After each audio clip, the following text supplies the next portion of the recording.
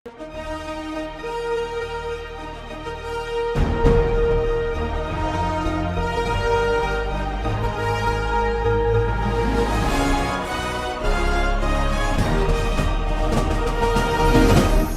பார்த்து கொண்டிருப்பது உங்கள் ஜாஷ்வா டிவி. சகல ஜனங்களுக்கும் நற்செய்தி.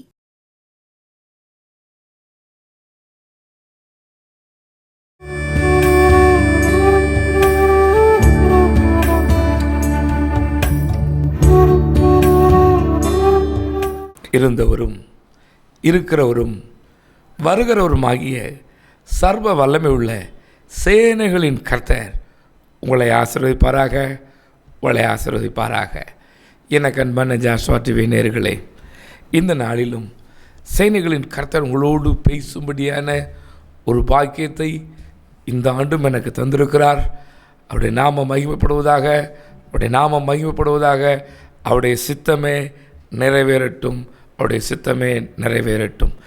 இந்த நாளிலே அநேக வாக்குத்தத்தங்களை நீங்கள் கேட்கலாம். என் ஆண்டு உங்களோடு பேசுவராக. வாக்குத்தத்தங்கள் ஒன்றும் பொய்யாயிராது, கட்டாயம் வந்து பலிக்கும். அவர் தந்த வாக்குத்தத்தங்கள் அத்தனையும் பலித்தே தீரும். வேதம் சொல்கிறது, அது தாமதித்தாலும் காத்திரு.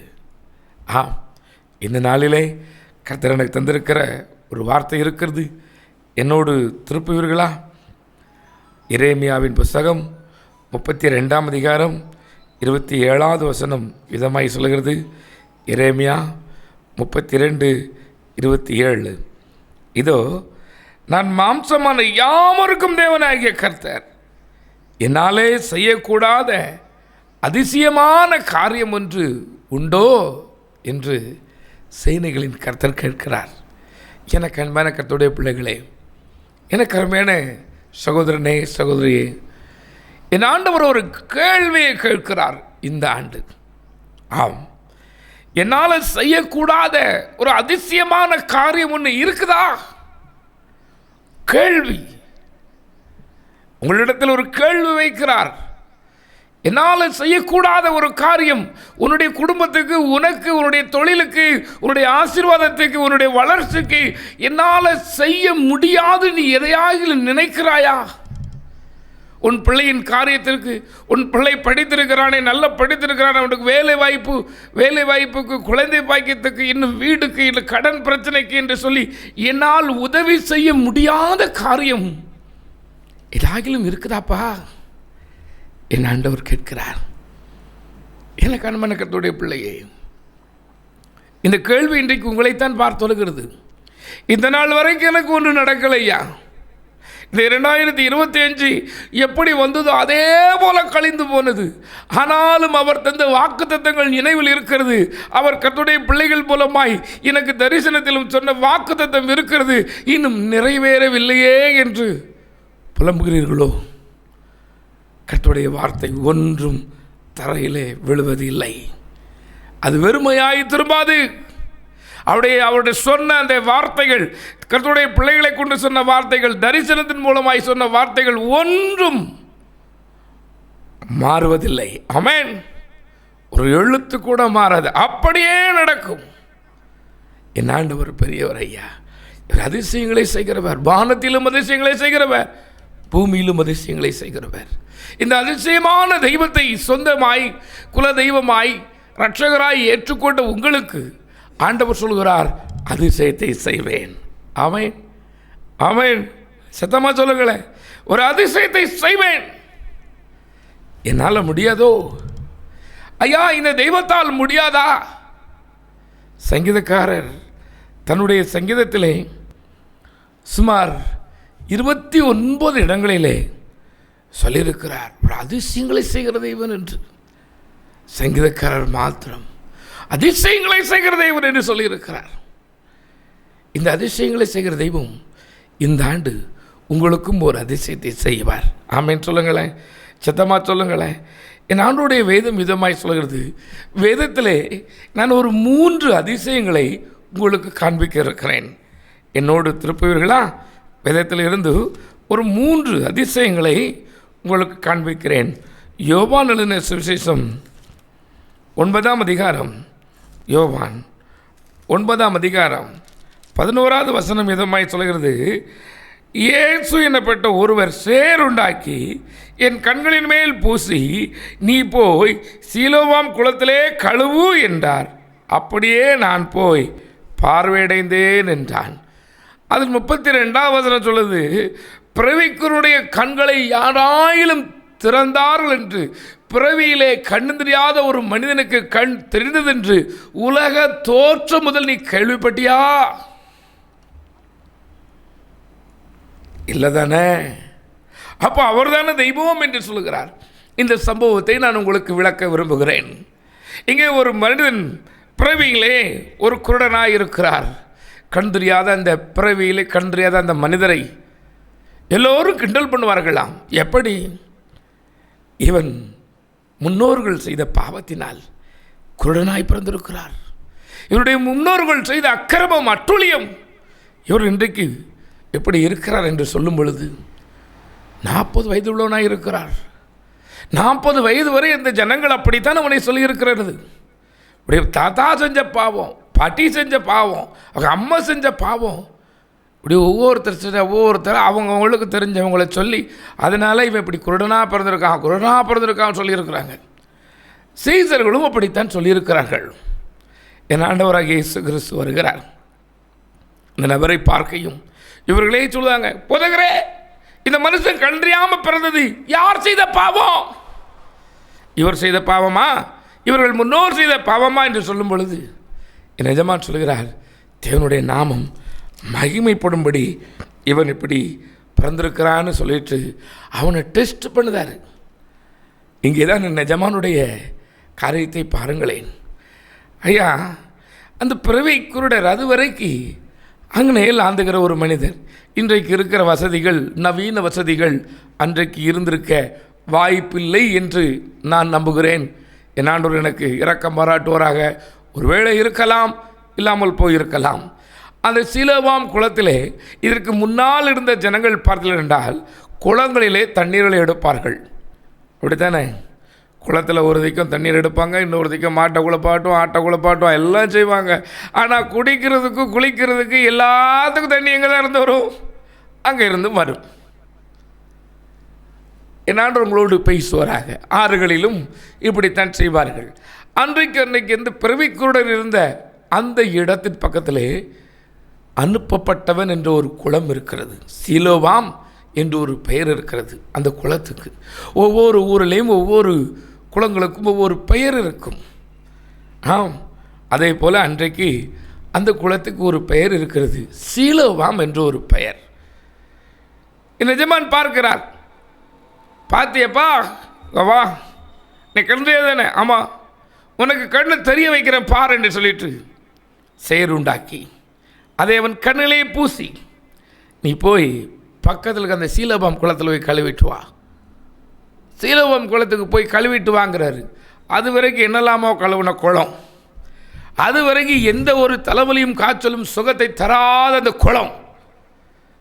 இவர் போகிறார். போகும்போது நான் அடிக்கடி இவரை யோசிப்பேன். சொல்லியிருப்பாங்க தானே, டேய் உனக்கெல்லாம் இன்றைக்கிட 40 வயசு ஆகிட்டு இனிமேலாக கண்ணு தெரிய போகுது, பாதம் உனக்கு தெரியுமாகும், இது உனக்கு தெரிஞ்சு இனிமேல் என்ன போகுது, திரும்ப குளத்தில் நான் நேற்று கூட போய் கழுவிட்டு வந்தேன், எனக்கு ஒன்றும் நடக்கலை, நான் என்னெல்லாமோ செய்தேன், நாற்றம் பிடிச்ச குளத்தில் அந்த இதெல்லாம் இப்படி இருக்கிற அந்த குளத்தில் போய் நீ கழுவுனா உனக்கு சரியாகுமான்னு கூட சொல்லியிருக்கலாம். சிலர் வேடிக்கை பார்க்கறதுக்காகவும் போயிருக்கலாம். ஐயோ இவன் என்ன நடக்க போகுதுன்னு கூட இருக்கலாம். ஆனால் இவர் போகிறார். ஐயா, இந்த குளம் எங்கே இருக்கிறது, போய் கழுவிட்டார், பார்வையடைஞ்சிட்டார். இவருக்கு ஒரு நம்பிக்கையை பாருங்களேன். ஐயா, குளத்தில் ஒன்றும் இல்லை அவருக்கு தெரியும், அந்த தண்ணியில் ஒன்றும் இல்லை அவருக்கு தெரியும். என் ஆண்டுடைய வார்த்தையில் ஜீவன் இருக்கிறது என்பதை உணர்ந்து கொண்டார். என் ஆண்டுடைய வார்த்தையில் வல்லமை இருக்கிறது என்று உணர்ந்து கொண்டார். என் ஆண்டுடைய வார்த்தை ஜீவனை உயிர்ப்பிக்கும் என்பதை உணர்ந்து கொண்டார். என் ஆண்டுடைய வார்த்தை சத்தவனையும் உயிரோடு கொண்டு வரும் என்பதை உணர்ந்து கொண்டு என் ஆண்டுடைய வார்த்தைக்கு கீழ்ப்படிந்து ஒன்றுக்கும் பிரயோஜனமற்ற குளத்துக்கு, ஒரு நாளும் ஒருவனும் சுகம் பெறாத குளத்துக்கு போய் கழுவிட்டு வந்து சொன்னார், பார்வையடைஞ்சிட்டா. ஐயோ, நான் பார்வையடைஞ்சிட்டேன், அவ்வளவுதான். வேதவரகர், பரிசேகர், சதிசேகர்னு அத்தனை சேகரும் அங்கே இருக்காங்க. அதே எப்படி? எல்லாரும் சொல்லுதாங்க, ஐயோ இவன் வாசலில் பிச்சை எடுத்துக்கிட்டு இருந்தா, இவன் சரியாயிட்டான், இவன் சரியாயிட்டான், இவன் சரியாயிட்டான், இவன் சரியாயிட்டான்னு. இவனுக்கு நம்ப முடியலங்க. வா, நீதானா? உண்மையிலே நீதானா? ஆமாம். என்னை தெரியாதா உங்களுக்கு? ஐயா, என்னை தெரியாதா? உங்கள் சத்தத்தை வச்சே நான் சொல்லுவேன், நீங்கள் எத்தனை முறை எனக்கு பிச்சை போட்டிருக்கீங்க. இல்லை, எனக்கு சந்தேகமாக இருக்கு, உன் தாய் தான் போகிற வர சொல்லு. கூப்பிட்டாச்சு. அவங்களும் சொல்லுதாங்க, ஐயா இந்த தெய்வம் அதிசயத்தை செய்வார். ஐயா இந்த தெய்வம் அதிசயத்தை செய்கிறார். எனக்கு அருமையான தேவ ஜனமே, ஏதோ ஒரு அதிசயத்தை நீ எண்ணிக்கொண்டு இருக்கிறாயோ, அந்த பிறவி குருடருடைய கண்கள் திறக்கப்பட்டது போல நான் இன்னைக்கு சொல்வேன், இன்றைக்கு அனைவருடைய மனக்கண்கள் திறக்க இருக்கிறது. ஆமென், ஆமென், சத்தமா சொல்லுங்களேன். இந்த ஆண்டு ஆண்டவருடைய நாமத்தினாலே உன்னுடைய மனக்கண்கள் திறக்க வேண்டும் என்று நான் விரும்புகிறேன். என் ஆண்டவருடைய நாமம் மகிமைப்படட்டும். இன்னைக்கு மறைவாய் இருக்கிற ஆசீர்வாதங்களை நீ கண்டுகொள்ள வேண்டும்.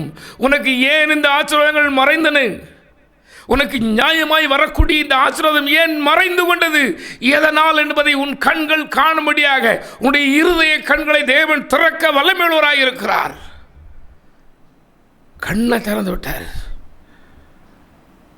ஆமா, அன்றைக்கு கேஎஸ்சியை பார்த்து சொன்னார், இவன் கண்ணை திறக்கட்டேடி. ஐயா, அவன் முழிச்சுக்கிட்டு இருக்கிறான். இந்த ஆள் கண்ணம் தெரியல, இவர் கண்ணம் தெரியாத ஒரு மனுஷன். அந்த ஆள் கண்ணம் தெரியுது, நல்லா கண்ணம் தெரியுது, எல்லா வேலையும் செய்தார். ஆனால் பரலோகத்தை பார்ப்பதற்கு, பரிசுத்த தேவாதி தேவனை தரிசிப்பதற்கு, பரிசுத்த தேவனுடைய திட்டங்களை அறிந்து கொள்வதற்குடைய கண் அடைக்கப்பட்டிருந்தது. இந்த ஆண்டு தேவன் அதைத்தான் செய்ய இருக்கிறார்.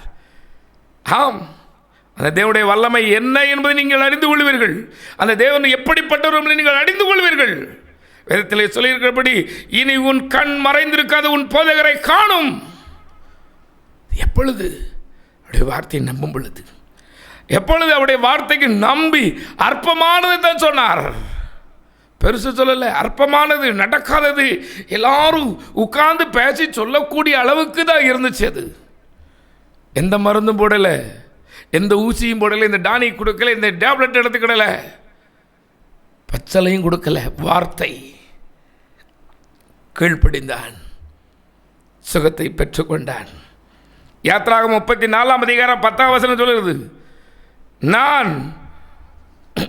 நான் உன்னோடு இருக்கிறேன், பூமி எங்கும் எந்த ஜாதிகளிடத்திலும் செய்யப்படாத அதிசயங்களை உன் ஜனங்கள் கண்கள் முன்பாக செய்வேன் என்று மோசையோட சொல்கிறார். இன்றைக்கு அதைத்தான் சொல்கிறார். எனக்கு அன்பான தேவ ஜனமே, நீ நிறைய கேள்விப்படலாம். இனி ஆங்காங்கே கலவரங்களை கேள்விப்படலாம், பிரச்சனை போராட்டங்களை கேள்விப்படலாம். நீ சுகமாய் பாதுகாக்கப்படுவாய். பூமி எங்கும் இல்லாத அதிசயங்களை, அற்புதங்களை நீங்கள் பார்ப்பீர்கள். ஆம், ஏன்? தேவாதி தேவனை தரிசிக்க உங்கள் மனக்கண்கள் திறக்கப்படும்.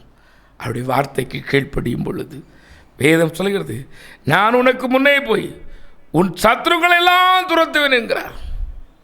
அவரை அழைக்கும் பொழுது, நீ அவரை அழைக்கும் பொழுது, அவர் செய்கிற அதிசயங்களை உங்கள் கண் காணும் பொழுது விதமாய் சொல்கிறார்.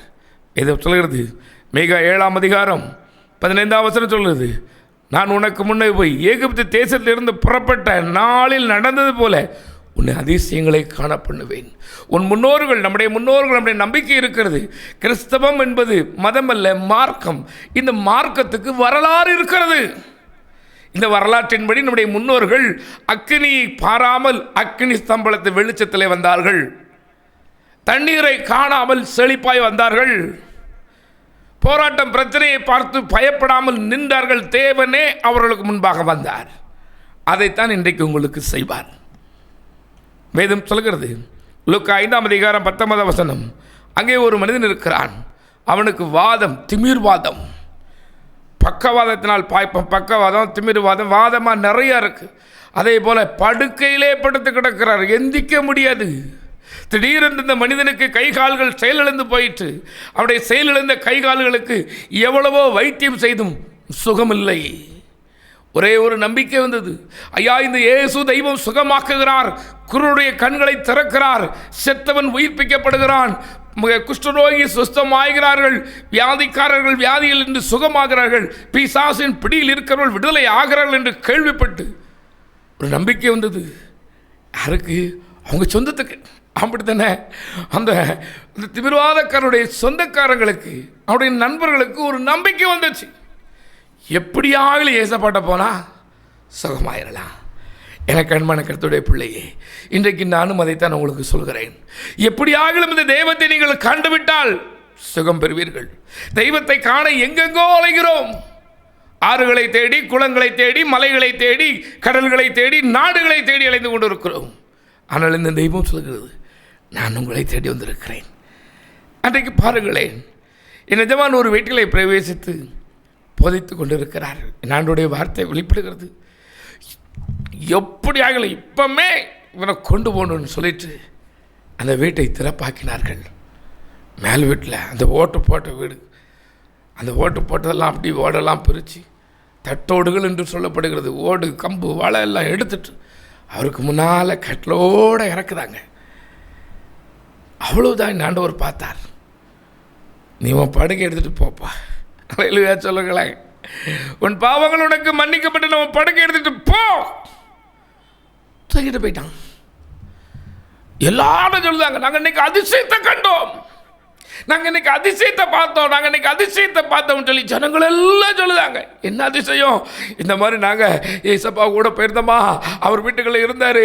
ஐயோ, அந்த வீட்டுக்குள்ளே போவதுக்கு முடியவே முடியல. மேலே இருந்து ஓட்டை பிரித்து உள்ள ஒரு திமிதக்காரனை இறக்குனாங்க. அவன் வெளியில் அவன் கட்டிலோடு நடந்து வந்துட்டான். எத்தனை வருஷமாக படுத்து கிடந்தான் தெரியுமா? அவனால் பெறல முடியாது, உருள முடியாது, எந்திக்க முடியாது. அப்படிப்பட்டவனுக்கு நடந்து வந்தான். அதிசயத்தை பார்த்தேன்னு சொல்லி ஜனங்கள் சொன்னார்கள். இன்றைக்கு நான் சொல்வேன், எனக்கு அன்பான கர்த்தருடைய பிள்ளையே, உங்கள் வீடு எப்படிப்பட்டதாக இருக்கிறது? என் தேவன் இருக்கிற வீடாக இருக்கிறதா? துதி சத்தம், ஜப சத்தம் கேட்கிற திறப்புள்ள ஒரு வீடாக இருக்கிறதா? திறப்பில் நிற்கத்தக்க ஜப வீரர் இருக்கிற வீடாக இருக்கிறதா? இன்றைக்கு திறப்பு வேணும். ஆமேன்னு சொல்லுங்களேன், சத்தமாக சொல்லுங்களேன்.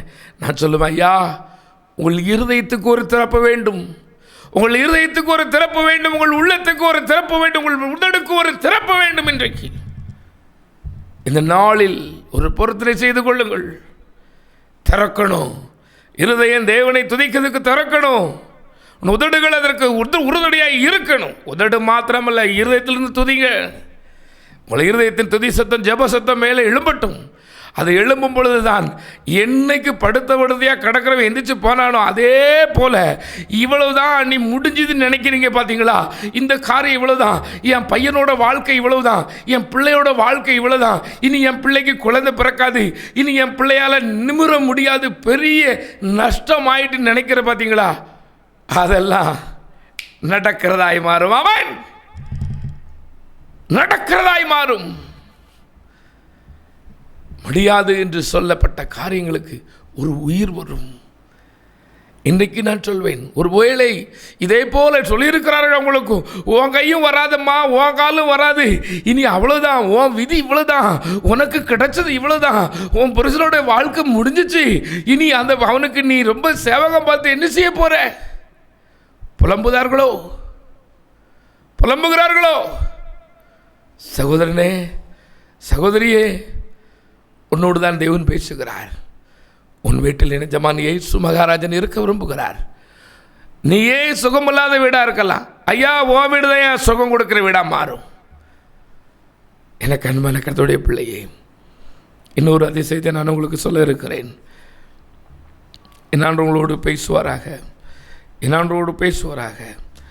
என்னாண்டோடைய நாம மகிமைப்படும்படி வேதத்தில் இதமாய் சொல்லப்பட்டிருக்கிறது. ஐயா, அங்கே யோவான் எழுதின சுவிசேஷம் 5ஆம் அதிகாரம் 9ஆம் வசனம் 10ஆம் வசனம் சொல்லுது, ஆராய்ந்து முடியாத பெரிய காரியங்களையும் எண்ணி முடியாத அதிசயங்களையும் செய்கிறார். யோபு 5:9-10 வேதம் சொல்கிறது. லூக்கா 7ஆம் அதிகாரம் 14ஆம் வசனம் சொல்கிறது.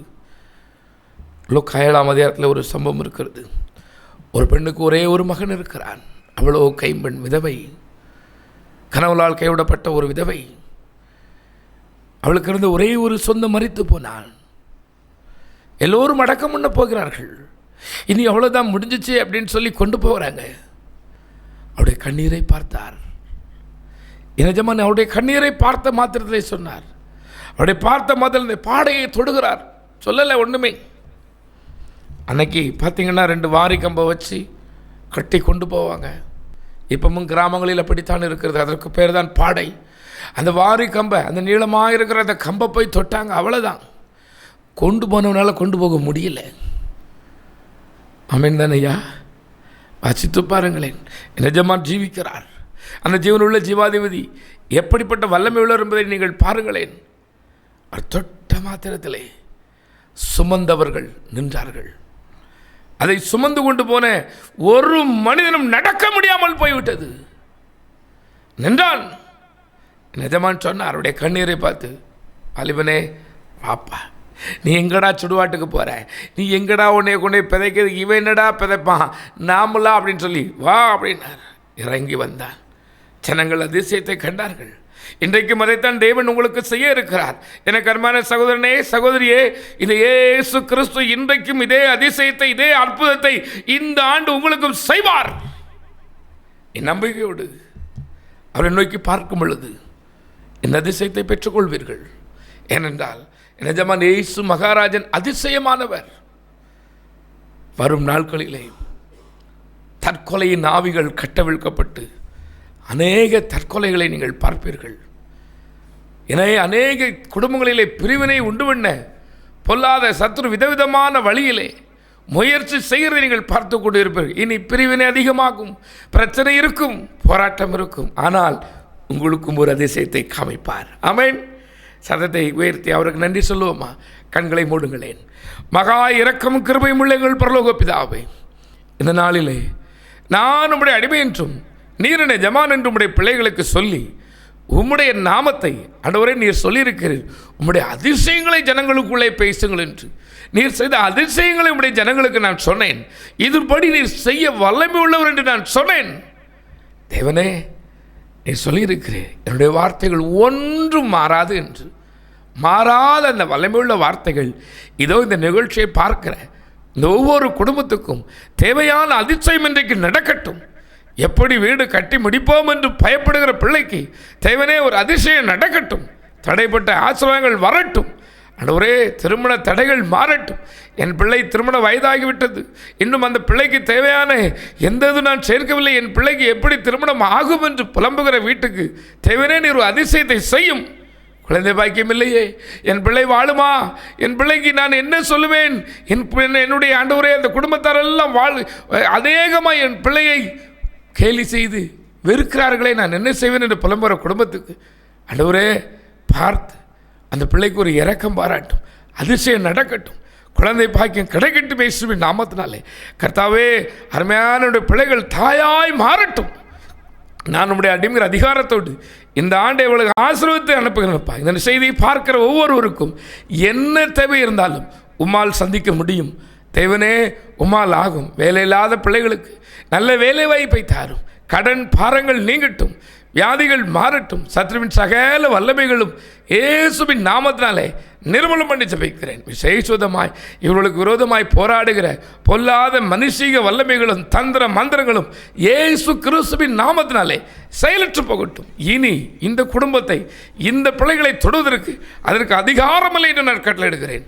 நசன இயேசு கிறிஸ்துவின் நாமத்தினாலே கர்த்தாவை இந்த நிகழ்ச்சியை பார்த்து கொண்டிருக்கிற ஒவ்வொரு வீட்டுக்கும் சந்தோஷமும் சமாதானமும் நிறைந்திருக்கும் என்று நான் ஜெபிக்கிறேன். ஜெபம் கேளும் நல்ல பிதாவே. ஆமேன், ஆமேன், ஆமேன்.